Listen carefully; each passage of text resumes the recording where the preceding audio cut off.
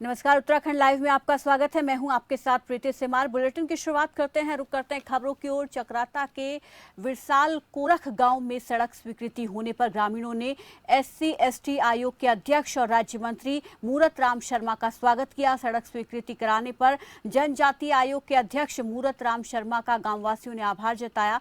मूरत राम शर्मा ने कहा कि सड़क बनाने से क्षेत्र में एक बड़ा बदलाव होगा।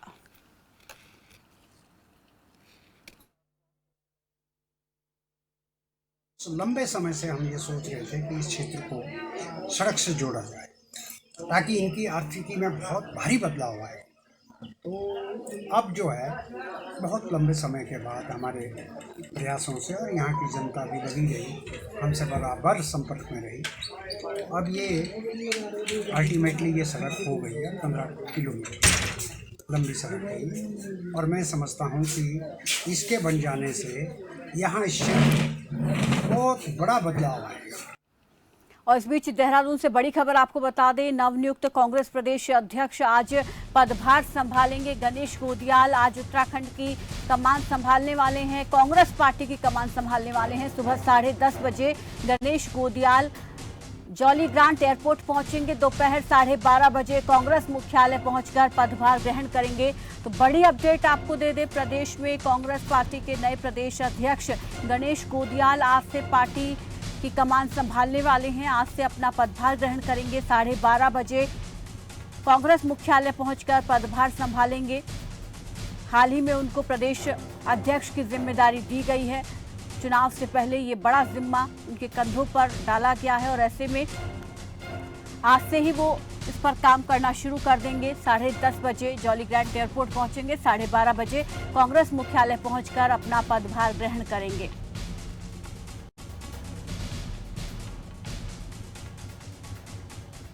और इस पर ज्यादा जानकारी के साथ देहरादून से संवाददाता कैलाश जोशी हमारे साथ जुड़ गए हैं। कैलाश जी, क्या जानकारी मिल पा रही है? देखिए प्रीति, आपको बता दूं कि जो नवनियुक्त कांग्रेस के प्रदेश अध्यक्ष गणेश गोदियाल हैं, वो आज अपना पदभार ग्रहण करेंगे। कांग्रेस मुख्यालय में पहुंचकर वे पदभार ग्रहण करेंगे। जो उनकी सूचना जो प्राप्त हो रही है, वो लगभग 10:30 बजे गणेश गोदियाल जो है देहरादून के जॉली ग्रांट एयरपोर्ट पर पहुंचेंगे। देहरादून पहुंचने के बाद कांग्रेस के कार्यकर्ता उनका जोरदार स्वागत करने के लिए वहाँ जॉली ग्रांट एयरपोर्ट पर मौजूद हैं। वहाँ से गणेश गोदियाल का जो काफिला है वो शहीद स्थल के लिए रवाना होगा और शहीद स्थल पर जो है शहीदों को श्रद्धांजलि देने के बाद, राज्य आंदोलनकारी शहीदों को श्रद्धांजलि देने के बाद लगभग यह माना जा रहा है कि 12:30 बजे वो कांग्रेस मुख्यालय पहुंचेंगे और अपना पदभार ग्रहण करेंगे। प्रीति, शुक्रिया हमारे साथ जुड़ने के लिए, इस तमाम जानकारी के लिए। तो 12:30 बजे अपना कांग्रेस मुख्यालय पहुंचकर पदभार ग्रहण करेंगे।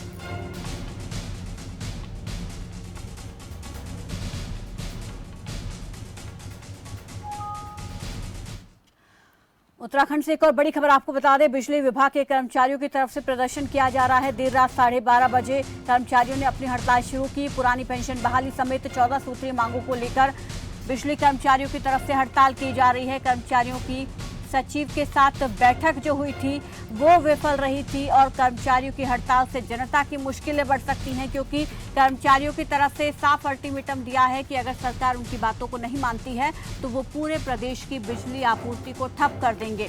और यहाँ पर कल जो बातचीत हुई थी उससे उम्मीद की जा रही थी कि शायद कोई नतीजा निकलेगा, लेकिन अपडेट ये सामने आ रही है कि उस बैठक में कोई भी नतीजा नहीं निकला। इस पर ज्यादा जानकारी के साथ संवाददाता कैलाश जोशी हमारे साथ जुड़ गए हैं। कैलाश जी, क्या जानकारी मिल पा रही है और कल जो बैठक हुई थी उसमें क्या कुछ रहा, हालांकि वो बेनतीजा रही?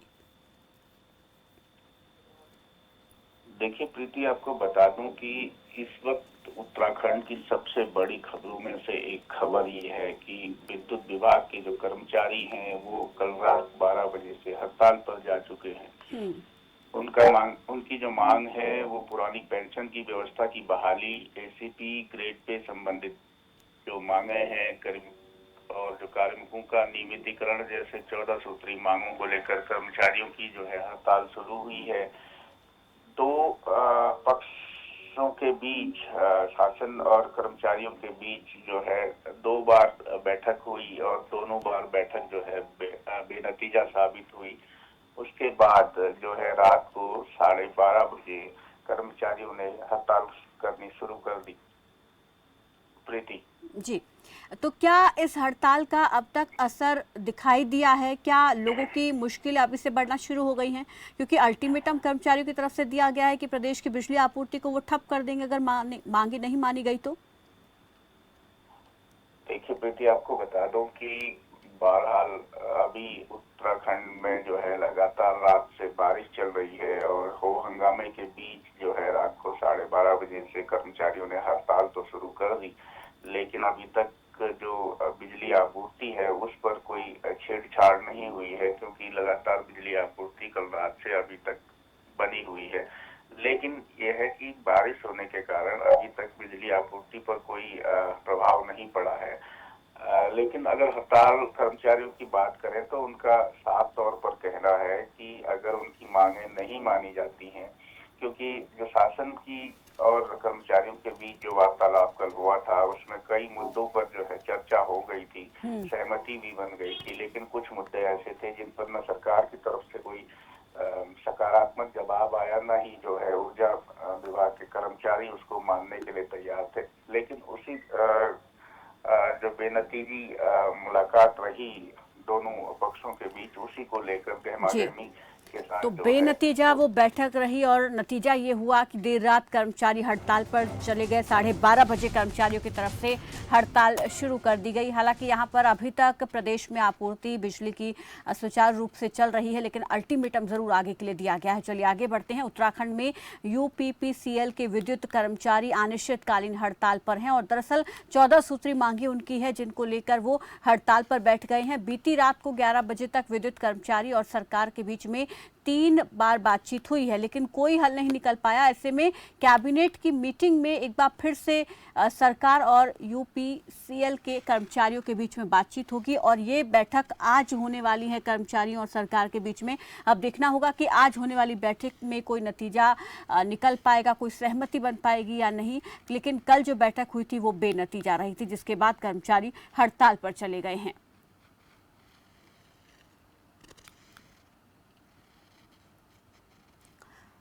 देहरादून से बड़ी खबर आपको बता दें, धामी कैबिनेट की बैठक आज होगी, तो बड़ी अपडेट आपको दे दें। पुष्कर सिंह धामी कैबिनेट की आज बैठक होने वाली है। सुबह 11 बजे सचिवालय में बैठक होगी और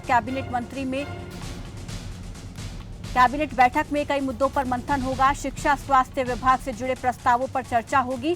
बिजली कर्मचारियों की 14 सूत्री मांगों पर इसमें चर्चा की जाएगी और देर रात से हड़ताल पर बिजली कर्मचारी हैं, ये एक मुख्य मुद्दा इसमें चर्चा का विषय रहने वाला है। तो आज कैबिनेट की बैठक जिसमें तमाम प्रदेश के कैबिनेट मंत्री और मुख्यमंत्री पुष्कर सिंह धामी शामिल होंगे, जिसमें प्रदेश से जुड़े कई मुद्दों पर चर्चा होगी। कुछ बड़े फैसले लिए जा सकते हैं। 11 बजे सचिवालय में बैठक होगी। कैबिनेट बैठक में कई मुद्दों पर मंथन होगा। कौन कौन से वो मुद्दे हैं वो भी आपको बता देते हैं। इसमें शिक्षा पर चर्चा हो सकती है, स्वास्थ्य विभाग से जुड़े कई प्रस्तावों पर चर्चा होगी। बिजली कर्मचारी जो कि 14 सूत्री मांगों को लेकर देर रात हड़ताल पर चले गए हैं, उनकी मांगों पर भी यहाँ पर चर्चा की जाएगी कि क्या वो संभव है, उन्हें पूरा किया जा सकता है और आगे क्या फैसला लेना है। तो अहम बैठक आज धामी कैबिनेट की होने वाली है।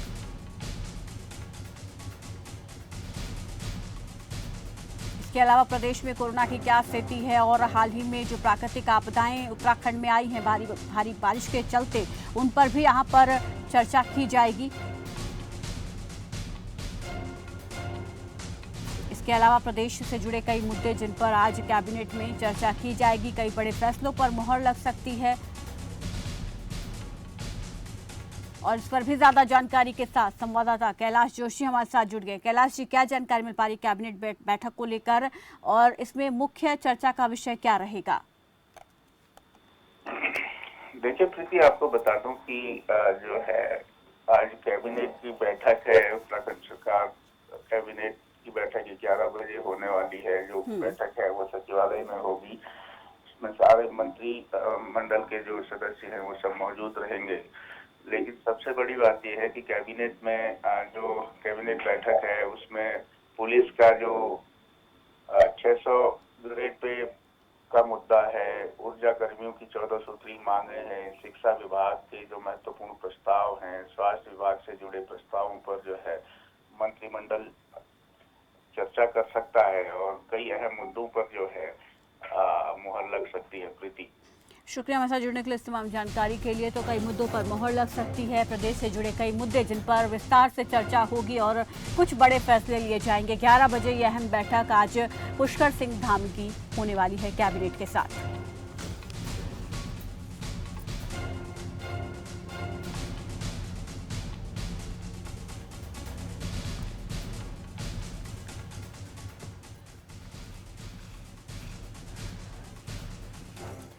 चलिए एक और बड़ी खबर आपको बता दें। इस बीच एक और बड़ी जानकारी उत्तराखंड से इस वक्त सामने आ रही है। देहरादून में मुख्यमंत्री ने कैबिनेट मंत्री सुबोध उनियाल को जन्मदिन की बधाई दी है। कृषि मंत्री के आवास पर केक काटकर जन्मदिन की बधाई दी गई है। सीएम ने कृषि मंत्री सुबोध उनियाल को क्रासूला का पौधा भेंट किया है। तो देहरादून से ये बड़ी जानकारी आपको दे दें। मुख्यमंत्री ने कैबिनेट मंत्री को उनके जन्मदिन की आज बधाई दी है। कृषि मंत्री के आवास पर केक काटकर सुबोध उनियाल को जन्मदिन की बधाई दी गई है। सीएम ने कृषि मंत्री सुबोध उनियाल को एक पौधा भी भेंट किया है। हालांकि प्रदेश में जोर शोर से पौधारोपण चल रहा है और जन्मदिन के मौके पर उनको गिफ्ट के तौर पर, उपहार के तौर पर यहाँ पर एक पौधा भेंट किया गया है। कृषि मंत्री को आज जन्मदिन है और इस मौके पर मुख्यमंत्री की तरफ से उन्हें बधाई दी गई है। कृषि मंत्री के आवास पर ही केक काटकर जन्मदिन की बधाई दी गई।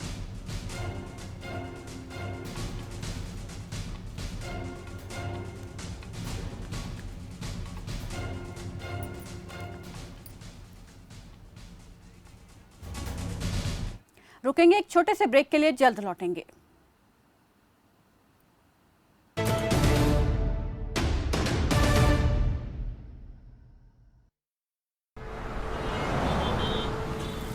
कहाँ जा रहे हो? दुकान पर बैठो और इसे आगे बढ़ाओ। पापा, दुकान आगे बढ़ाने के लिए मुझे दुकान पे बैठने की जरूरत नहीं है। बस बातें करवा लो इनसे।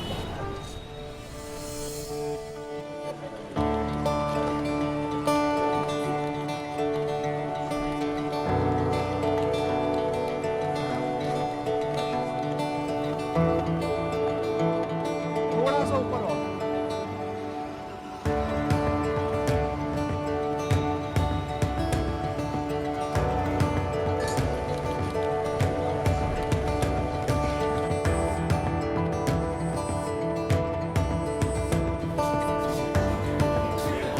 लो जी मैडम, आपके 4 किलो लड्डू। बेटा इनका लड्डू पैक कराओ। क्यों पापा, बढ़ गई ना दुकान आगे? हाँ बेटा, अब तक सबकी खुशी के लिए मिठाई खिलाई है, मगर आज अपने बेटे के हुनर के लिए खुद खाऊंगा। जब खिलकर निकलता है स्किल तो सलाम करता है हर दिल। DSEU, इंडिया की पहली स्किल एंड एंटरप्रेन्योरशिप यूनिवर्सिटी, जहां ऐसे कोर्सेज में हैं डिग्रीज और डिप्लोमास जो बेटर फ्यूचर की ओर ले जाएंगे आपको।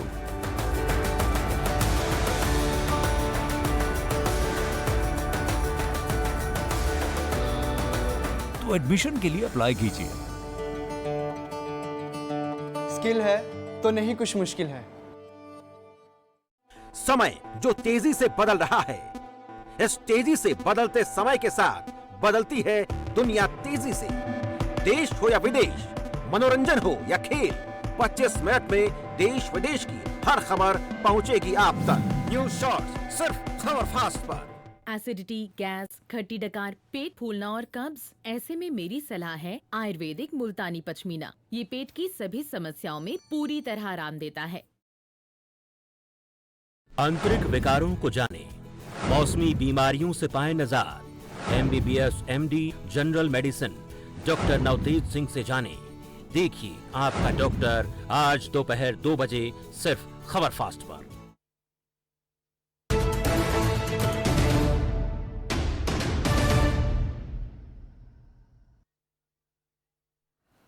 ब्रेक के बाद स्वागत है आपका। चलिए खबरों में आगे बढ़ते हैं। सीएम पुष्कर सिंह धामी के निर्देश पर देहरादून के जिलाधिकारी आर राजेश कुमार एम्स ऋषिकेश पहुंचे। जिलाधिकारी ने कैंसर पीड़ित अनु धामी का इलाज कर रही मेडिकल टीम से मुलाकात की। डीएम ने अनु के स्वास्थ्य के बारे में डॉक्टर से जानकारी ली। अधिकारियों ने बीमार महिला और उनके परिजनों को शासन प्रशासन की ओर से हर संभव सहायता का भरोसा दिया। दरअसल सोशल मीडिया पर कैंसर पीड़ित अनु की मदद के लिए अपील की जा रही है, जिसके बाद पुष्कर सिंह धामी ने इस पर संज्ञान लिया।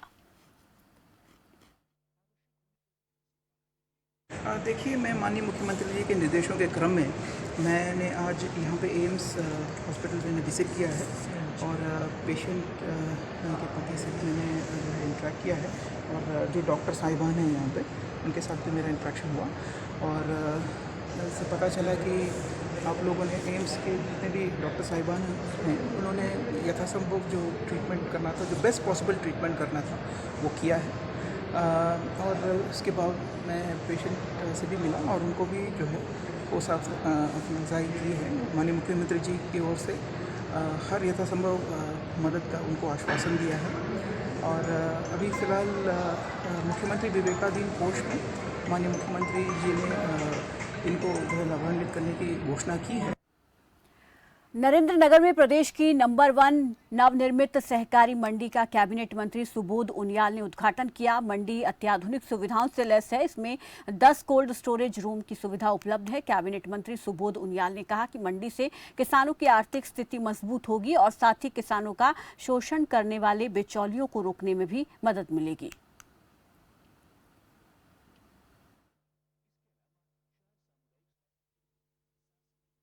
तो आज नरेंद्र नगर में टिहरी और प्रकाशी जनपद की पहली मंडी नरेंद्र नगर मंडी का आज उद्घाटन किया गया और निश्चित रूप से इसका उद्घाटन होने से जहां तक किसानों को जो अपना ट्रांसपोर्टेशन कॉस्ट पड़ती थी, उसके बाद जिससे किसान उत्तरकाशी और टिहरी से आकर के देहरादून और ऋषिकेश मंडियों में जाता था और अगर उसका उत्पाद अगर नहीं बिक पाता तो औने पौने दामों में उसको बेचना पड़ता था।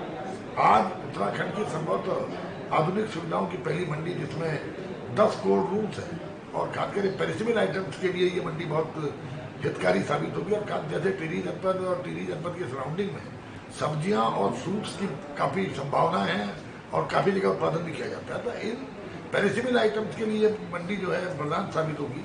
इसमें किसान जब मार्केट में दाम कम हो तो कोल्ड रूम्स में अपने उत्पाद को रखकर और ऑफ सीजन में उस उत्पाद को बेच सकता है। सीएम पुष्कर सिंह धामी ने वैश्विक महामारी कोरोना से निपटने के लिए स्वास्थ्य क्षेत्र और इसमें कार्यरत कर्मियों के लिए आर्थिक पैकेज की घोषणा की है। इससे प्रदेश के 3,73,568 लोग लाभान्वित होंगे।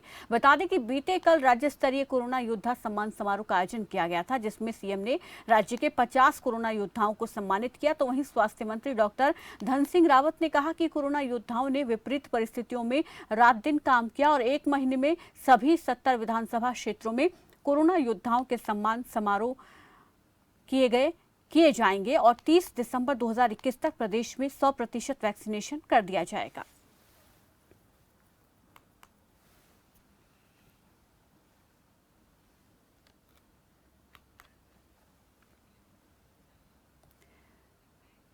प्रदेश में कोरोना कर्फ्यू को बढ़ा दिया गया है। कोरोना कर्फ्यू लगभग 1 हफ्ते के लिए बढ़ाया गया है। इसी के साथ 100% सरकारी विभाग खोले जाएंगे और इसके अलावा स्पा सैलून खोलने का भी सरकार ने फैसला लिया है। तो वहीं ग्रामीण क्षेत्रों में प्रतिष्ठान बाजार सुबह 8 से रात के 9 बजे तक खुले रहेंगे। बाजारों में साप्ताहिक बंदी जारी रहेगी। शादी विवाह में 50 लोगों को अनुमति मिली है और वहीं अंतिम यात्रा में 50 लोग शामिल हो सकेंगे। साथ ही कोचिंग सेंटर को 18 साल से ज्यादा उम्र के छात्रों के लिए 50% क्षमता के साथ खोलने की छूट दी गई है।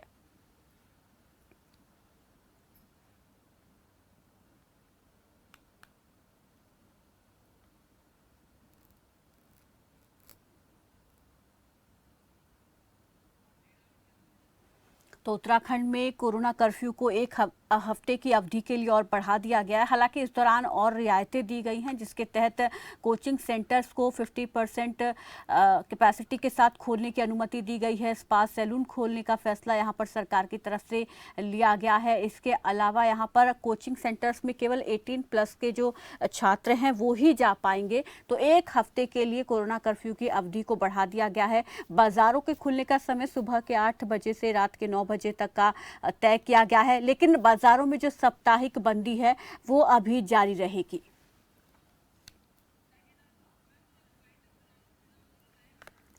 तो आपको बता दें कि प्रदेश में यहाँ पर सरकार की तरफ से फैसला लिया कि एक हफ्ते और कोरोना कर्फ्यू आगे ऐसे ही चलता रहेगा। हालांकि इस दौरान कुछ रियायतें यहाँ पर जरूर दे दी गई हैं, कुछ और चीजों को खोलने की अनुमति सरकार की तरफ से दी गई है, जिसमें सैलून स्पा शामिल है। फिलहाल इस बुलेटिन में बस इतना ही। दीजिए इजाजत, नमस्कार।